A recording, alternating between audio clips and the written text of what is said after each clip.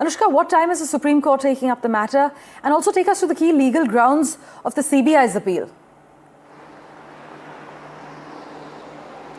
That's right, Parameshwar. The Supreme Court is set to hear this matter on the first half of today. Now, in this whole case, the CBI had convicted Sengar for 20 years of life, imprisonment. But now we are seeing that the High Court had said that he has served his whole term. When this case had started, the CBI had set him for trial as a public servant. But the High Court has said that he, according to this POCSO Act, he cannot be tried as a public servant, giving the case an example of L.K. Advani as to how he had in fact said that all the MPs and MLAs should be tried as public servant. The High Court has said that he has served the whole term, that is for 7 years. He will remain in jail, however, for the custodial death of the victim's father.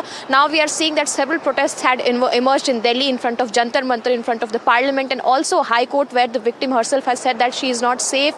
If the perpetrator here comes outside, her whole family is in fact will be in danger, and that is why she has in fact said that she has hope on Supreme Court and today's hearing as to how this person Sengar, who was in fact convicted for 20 years of life imprisonment, the CBI had in fact done a thorough investigation of this case and had said that he is a public servant while he was while this incident happened in 2017. He was a serving MLA from BJP. He was expelled from the party, and after that he was jailed. Now, so far, he has been in jail from 8.5 years, and now we are seeing that the High Court has said that in the matter of Unnao rape case, he can be given bail. There were several, conditions on which he was provided the bail, given that he will not be coming within the 5-kilometer radius of the victim's house and will not try to contact her in any case, and several other legalities were also in fact mentioned in that case. But now we are seeing that the victims and the people who are affiliated with NGOs are hitting on the streets and are in fact also protesting, saying that a crime this grave, where a victim was raped, her family was killed